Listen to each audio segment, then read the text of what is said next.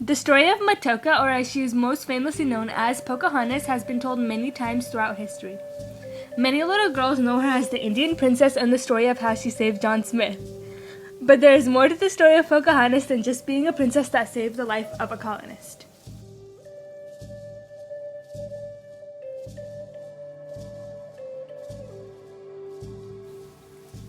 Matoka, born in 1595, was the favorite daughter of one of Chief Powhatan's many wives.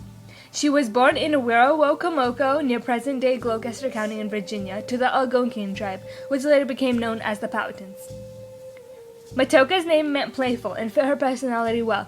Because Matoka was her clan name, it could only be used within her family. That is when her name Pocahontas came about for the public to use. Pocahontas meant mischievous, which according to history fit her personality as well. Not too much is known about Pocahontas' childhood, but that it was probably a carefree and easy one, seeing that her dad was the chief of the Powhatan Confederacy.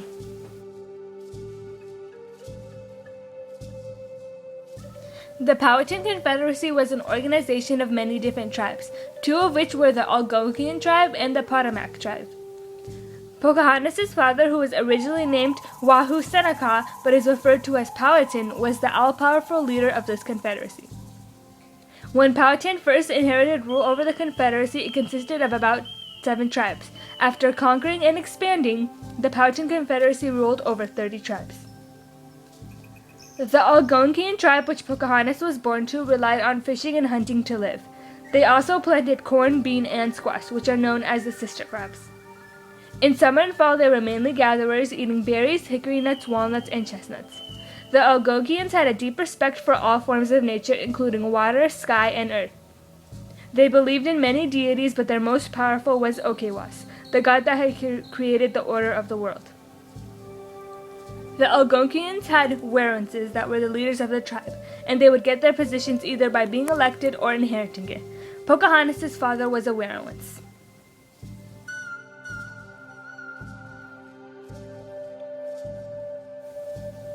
Pocahontas seemed very interested in the English language and customs, which is why she spent much of her time going to the Jamestown colony that had settled in Powhatan territory. There she became friends with John Smith. She would teach Smith some of her language while he would teach her his customs and some English. When the Jamestown colony began to suffer, Pocahontas convinced her tribe to help them out. John Smith said that Pocahontas was the instrument that saved the colony from death, famine, and utter confusion. In December of 1607, when John Smith was taken hostage by a few natives and taken to Chief Powhatan to be killed, Pocahontas stopped the execution by shielding Smith with her own body. Even though this famous story has been repeatedly told in American history, many archaeologists question that it ever happened.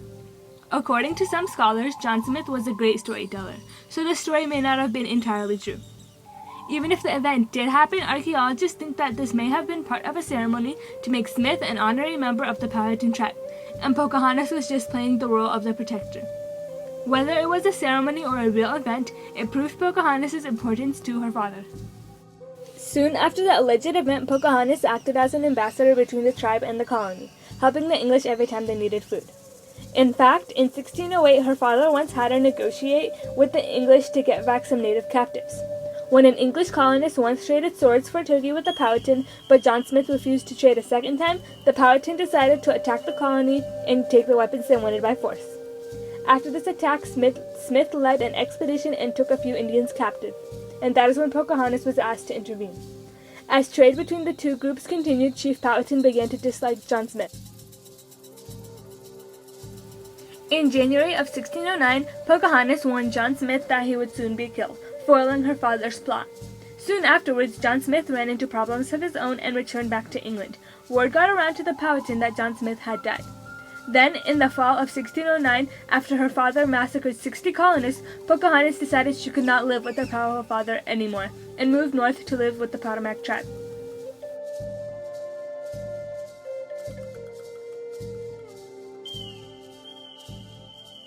Although the Potomac were still part of the Powhatan Confederacy, it was far enough from it to not be influenced by its rule. While living with the Potomacs, Pocahontas acted as the chief's tribute collector. There are rumors that Pocahontas may have married a Potomac warrior named Kokum, but there is no record of their marriage. In September of 1610, Pocahontas met another Englishman. Samuel Argall was the captain of the ship from Jamestown who got lost while trying to sail to Bermuda and ended up where the Potomacs were located. Argall was surprised to have found Pocahontas at the village and quickly came up with a plan to kidnap her and use her to negotiate with Chief Powhatan. Before leaving the Potomacs that year, Argall did not kidnap Pocahontas. 3 years later, though, in 1613, Argall went back to the Potomac tribe and this time intended to come back with Pocahontas. Argall bribed 2 Potomac tribe members to help him with his plan. After successfully capturing Pocahontas, Argall took her back to Jamestown where she would be used to negotiate with Chief Powhatan. As soon as Pocahontas reached Jamestown, a ransom note was sent to Chief Powhatan asking for all the English captives he had taken, the tools and weapons they had stolen, and 500 bushels of corn. Chief Powhatan did not meet all of these demands, knowing that the English colonists would treat Pocahontas well.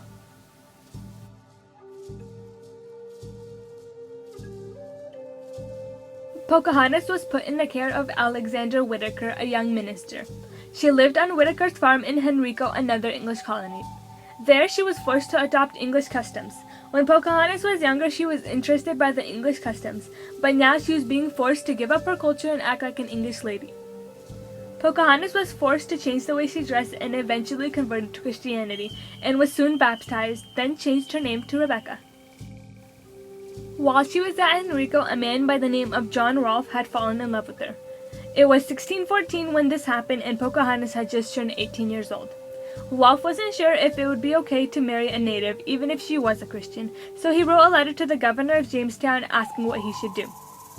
The governor of Jamestown, Sir Thomas Dale, saw this marriage as an opportunity to make peace with the Powhatans, so he gave Rolfe his blessing. Before the marriage took place, the governor of Jamestown thought it would be necessary to consult Pocahontas' father, Chief Powhatan, first. Surprisingly, Chief Powhatan gave them his blessings and also agreed to end the war going on between the Powhatans and the English.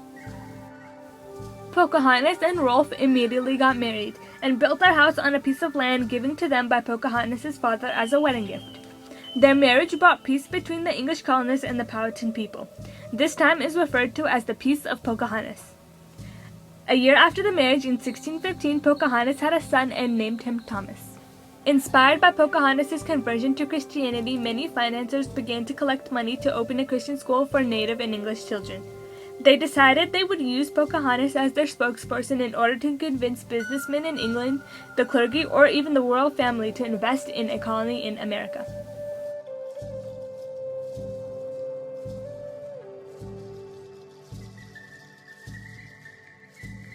In the spring of 1616, Pocahontas, her son, her husband, and a dozen Powhatan men and women traveled to England where they were quite the sensation.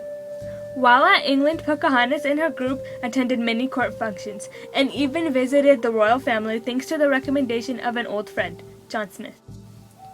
While at England, Pocahontas was surprised when she met John Smith, whom she was told had died earlier in Jamestown. According to records, when Pocahontas first saw Smith, she was so stunned she could not speak, but afterwards she was able to have a long conversation and catch up with her old friend. According to John Smith, Pocahontas referred to Smith as her father throughout the whole conversation they had. Sadly, this conversation would be the last one Pocahontas ever had with John Smith. After Pocahontas and her husband made plans to go back to Virginia, Pocahontas fell very ill. In March of 1617, Pocahontas died, at the age of 20, in the town of Gravesend in the UK. Her husband went back to Virginia while her son stayed in England with a friend. When Pocahontas' husband returned to Virginia, he informed her father, Chief Powhatan, of her death. As you can see, there is more to the story of Pocahontas than just being an Indian princess and saving the life of John Smith. In the 20 short years that she was alive, Pocahontas brought peace between the natives and the English colonists. Thanks to the generosity of Pocahontas, Jamestown became the first permanent English colony, which eventually convinced England to invest in more colonies. Ironically, this accomplishment only led to the massacre of her people many years later by the land-hungry English, who colonized Americas in the decades after her death.